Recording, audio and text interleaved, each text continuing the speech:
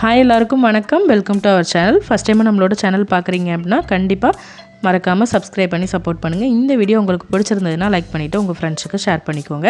இன்றைக்கி நம்ம பார்க்க போகிறது காய்ச்சல், சளி, ஜலதோஷம், இருமல் இந்த மாதிரிலாம் இருந்தது அப்படின்னா அதுலேருந்து நமக்கு சீக்கிரம் நிவாரணம் கிடைக்கக்கூடிய அளவுக்கு ஒரு சுக்கு கஷாயம் எப்படி செய்கிறதுன்னு சொல்லிட்டு பார்க்க போகிறோம். எங்கள் ஊர் சைடில் இதை சுக்கு தண்ணின்னு சொல்லுவாங்க.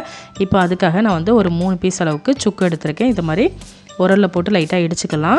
அப்படியே மிக்ஸி ஜாரில் சேர்த்தோன்னா சரியாக அறப்படாது. அதனால் இந்த மாதிரி லைட்டாக இடிச்சிட்டு சேர்த்துக்கலாம்.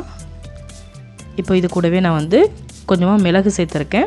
அப்புறம் ஒரு 6 பல் பூண்டு சேர்த்துக்கலாம். நான் சாதாரண மிளகு எடுத்திருக்கேன். இதுக்கு பதிலாக உங்களுக்கு வால் மிளகு கிடைச்சது அப்படின்னா ரொம்ப நல்லது. இது வால் மிளகு வாவலங்காய் இருந்தால் அதுவும் சேர்த்துக்கலாம். இப்போ இதை மிக்சியில் க்ரஷ் பண்ணியாச்சு. அடுத்ததாக கருப்பட்டி எடுத்திருக்கேன்.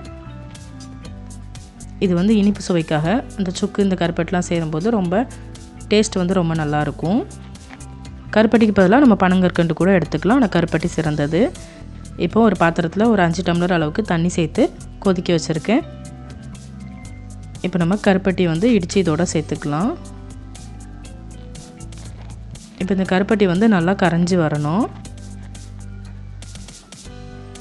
இந்த 5 டம்ளர் தண்ணி நம்ம சேர்த்துருக்கோம் இல்லையா, அது பாதியாக குறுகிற அளவுக்கு இந்த தண்ணி நல்லா கொதிக்கட்டும்.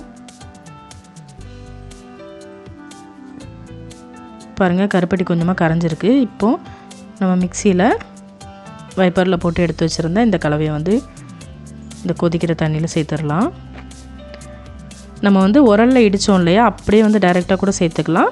ஆனால் இந்த மாதிரி அரைச்சி சேர்க்கும் போது ஃப்ளேவர் நல்லா இறங்கும். இப்போது தண்ணி நல்லா கொதிக்க ஆரம்பிச்சிருக்கு. இப்போ நம்ம சேர்த்துருந்த தண்ணியெல்லாம் நம்ம இப்போ ஒரு 5 டம்ளர் தண்ணி சேர்த்துடணும். குறைஞ்சது ஒரு 3 டம்ளர் வர வரைக்கும் இது நல்லா கொதிக்கட்டும். நல்லா கொதித்து வரும்போது அதோட ஃப்ளேவர்ஸ்லாம் நல்லா இறங்கி இந்த தண்ணி கொஞ்சம் நல்லா திக்காகும். நம்ம இதில் பூண்டு மிளகுலாம் சேர்த்துருக்கிறதுனால நமக்கு வாயு தொல்லை, அஜீரணம் அந்த மாதிரி இருந்தால் கூட இதை நம்ம ரெடி பண்ணி குடிக்கலாம். வீக்லி ஒன்ஸ் இதை செஞ்சு குடிச்சிட்டு வந்தோன்னா உடம்புக்கு ரொம்ப நல்லது. காய்ச்சல் சளிக்குன்னு இல்லை, பொதுவாகவே உடம்புக்கு நல்லா புத்துணர்ச்சி கொடுக்கும். பாருங்கள், இது நல்லா கொதித்து தண்ணி நல்லா வற்றிருக்கு. இப்போ நான் ஸ்டவ் ஆஃப் பண்ணிவிட்டு இதை மூடி போட்டு வச்சிடுறேன். நம்ம இந்த கஷாயத்தை நைட்டில் ரெடி பண்ணிவிட்டு நைட்டு ஓவர் நைட் ஃபுல்லாக அப்படியே விட்டுட்டு காலையில் சூடுபடுத்தி குடித்தோம் அப்படின்னா இதோட பலன்கள் நல்லா கிடைக்கும். நம்ம மட்டனில் எலும்பு சூப்லாம் செய்வோம் இல்லையா, அதை இப்படி தான் பண்ணுவோம். நைட் ஃபுல்லாக மூடி வச்சுட்டு காலையில் குடிக்கும்போது அதோட சத்துக்கள் முழுமையாக கிடைக்கும். அது மாதிரி நம்ம இதையும் பயன்படுத்தலாம். எங்கள் ஊர் சைட்லலாம் கன்சீவாக இருக்கவங்களுக்கு கூட இந்த சுக்கு தண்ணி கொடுப்பாங்க. வாரத்தில் ஒரு நாள் அல்லது 2 வாரத்துக்கு ஒரு நாள் அந்த மாதிரி கொடுப்பாங்க. இதோட சூடாக இருக்கும்போதே நல்லெண்ணெய் அல்லது வெண்ணெய் சேர்த்து கொடுப்பாங்க.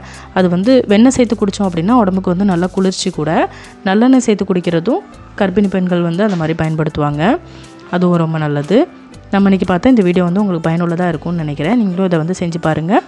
இந்த வீடியோ உங்களுக்கு பிடிச்சிருந்ததுன்னா லைக் பண்ணுங்கள், ஷேர் பண்ணுங்கள், கமெண்ட் பண்ணுங்கள். நம்மளோட சேனலுக்கு சப்ஸ்கிரைப் பண்ணுங்கள். தேங்க்ஸ் ஃபார் வாட்சிங்.